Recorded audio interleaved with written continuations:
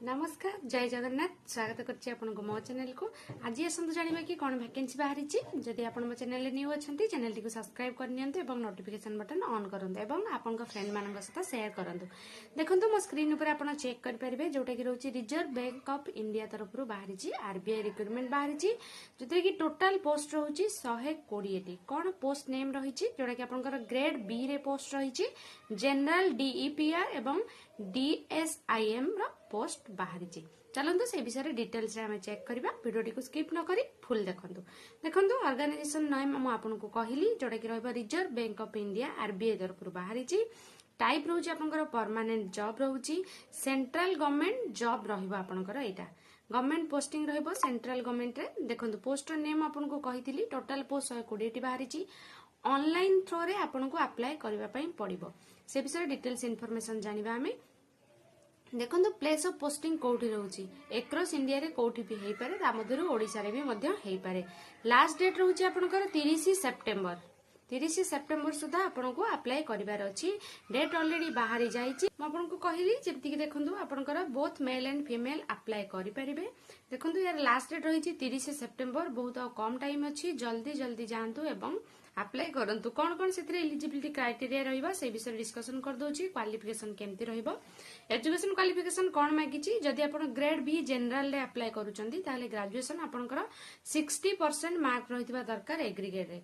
जदि आपण ओबीसी किंबा जनरल अछंती जदि आपण एससी एसटी किंबा पीडब्ल्यूडी अछंती ताले 50% मार्क थिले आपण एलिजिबल हे परिबे अप्लाई करिबा पाई। देखंतु आपनकर एटा एग्रीगेट रे मार्क रहउछि। जदि आपण ग्रेड बी डीईपीआर पई अप्लाई करूचंती ताहले मास्टर्स इन इकोनॉमी किंबा फाइनेंस रे करिथिले आपण अप्लाई करि परिबे।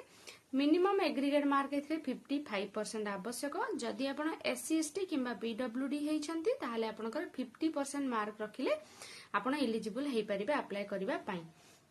आपनकर ग्रेड बी डीएसआईएम पई जदि अप्लाई करूचंती मास्टर्स इन स्टैटिस्टिक्स किंबा mathematics data scientist AI ML एवं बिग डाटा OR4 रे आपनकर बैचलर डिग्री थिले आपण अप्लाई करि परिबे। 60% आपनकर मार्क रहितबा दरकार एग्रीगेट रे। जदि एससी एसटी पीडब्ल्यूडी पई अछंती ताले 50% मार्क रखिथिले आपण अप्लाई करि परिबे। आपनकर पीएचडी मध्य करिथिले आपण अप्लाई करि परिबे। देखंतु या पर आपनकर डिटेल्स रे म आपनको जणाई दउ। एबे आसंतु चेक करबा कि कोथरे केतोटी रहिछि सेही विषय में आपनको डिटेल्स रे जणाई दउछि। देखंतु आपनकर ग्रेड बी डीआर रे आपन जनरल रे रहिছে 83 टी पोस्ट। टोटल एथरे जनरल पई रहइबो 35 ईडब्ल्यूएस पई 8 टी ओबीसी पई 19 टी एससी पई 15 टी एसटी पई 6 टी। आपनकर ग्रेड बी डीईपीआर पई रहउछि 17 टी पोस्ट। टोटल जनरल रे 6 टी ईडब्ल्यूएस पई 1 टी ओबीसी पई 2 टी एससी पई 4 टी एसटी पई 4 टी। ग्रेड बी डीएसआईएम पई रहउछि 20 टी पोस्ट। हेतरे आपनकर जनरल पई रहबो 10 टी ईडब्ल्यूएस पई 1 टी ओबीसी पई 3 टी एससी पई 2 टी एवं एसटी पई 4 टी। एज लिमिट रहउछि एज पर गवर्नमेंट रूल आपण मिनिमम 21 वर्ष हेइथिले अप्लाई करि परिबे।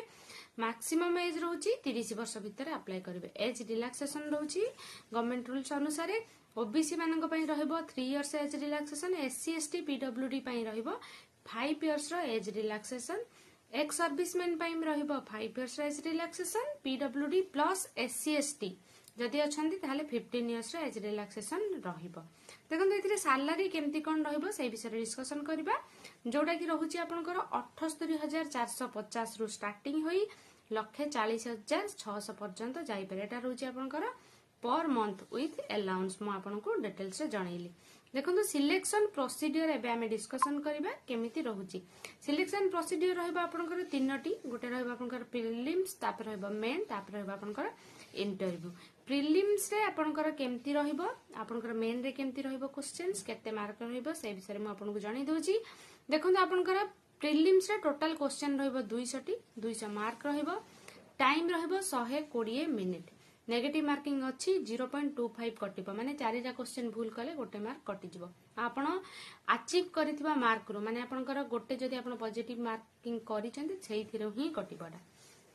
देखंतु एथिरे आपनकर सब्जेक्ट कोन रहइबो जनरल अवेयरनेस रहइबो 80 मार्क। इंग्लिश लैंग्वेज रहइबो आपनकर 30 मार्क। क्वांटिटेटिव एप्टीट्यूड रहइबो आपनकर 30 मार्क। रीजनिंग एबिलिटी रहइबो आपनकर 60 मार्क। आपनकर मेन रे केमती रहइबो जोटा कि आपनकर एग्जाम 2 रहउची सेथिरे आपनकर economics and social issue subject रहिबो 100 मार्क आपनकर इंग्लिश रहिबो 100 मार्क सेटा डेस्क्रिप्टिव रहिबो आ आपनकर फाइनेंस एंड मैनेजमेंट रहिबो ऑब्जेक्टिव टाइप रहिबो सेटा आपन रहिबो 100 मार्क इंटरव्यू रहिबो 75 मार्क एटा आपनकर थिला जनरल ग्रेड पई जदी आपण अप्लाई करूचंदी जदि डीईपीआर ग्रेड पई अप्लाई करूचंदी ताले एथिरे पेपर 1 पेपर 2 इकोनॉमिक्स रहिबो आपनकर ऑब्जेक्टिव आपनकर पेपर 2 रे रहिबो इकोनॉमिक्स सेटा आपन डेस्क्रिप्टिव टाइप रहिबो माने रिटन एग्जाम रहिबो तापरे इंटरव्यू आपनकर रहिबो आपनकर डीईपीआर रे एटा आपनकर थिला केमती कोन रहिबो एबे हमें चेक करबा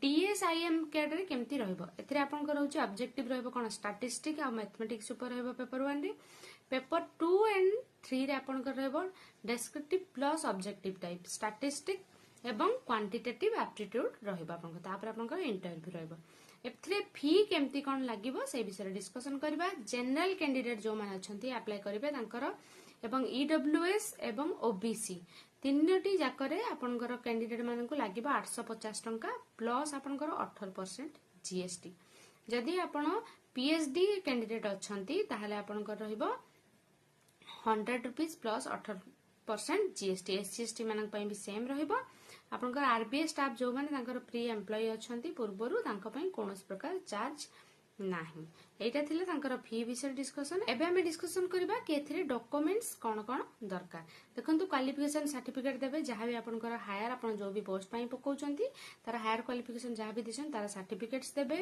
आपन डेट ऑफ बर्थ रो सर्टिफिकेट देबे जोटा कि आपन रहउछ एसएसएलसी किबा HSC recent colour passport size photo देबे जदी एक्सपीरियंस अछि ताले एक्सपीरियंस देबे जो माने कि आरबीआई रे रहउछन से मानकर एक्सपीरियंस अछि तो से माने एक्सपीरियंस सर्टिफिकेट देबे आपनकर डेट स्टार्ट हे गेलानी 10 सितंबर रु लास्ट डेट रहउछि 30 सितंबर डेरी न करी जल्दी अप्लाई करंतु मु आपन को कहि दोछि यार केबे केबे एग्जाम रहउछि देखंतु ग्रेड बी फेज 1 रो एग्जाम रहिबो जोटा कि जनरल माने पई अप्लाई करबे जनरल ग्रेड बी पोस्ट पई से मानकर 18 अक्टोबर एग्जाम रहउछि इटा आपनकर टेंटेटिव डेट रहउछि जोटा कि आपनकर रहइबो फेज 2 जनरल जो माने अप्लाई करबे तांको से मानकर ग्रेड बी रे से मानकर एग्जाम रहउछि 6 डिसेंबर आ आपनकर जो माने डीपीआर एवं डीएसआईएम पई अप्लाई करछन तांकर फेज 1 एग्जाम रहइबो 19 अक्टोबर रे एवं डीपीआर एवं डीएसआईएम रो फेज 2 एग्जाम रहउछि 7 डिसेंबर रे ए कुटिक थिला तार एग्जाम डेट आशा करछि आज रो वीडियो निश्चित आपन किछि ना किछि हेल्प करथिबो जदी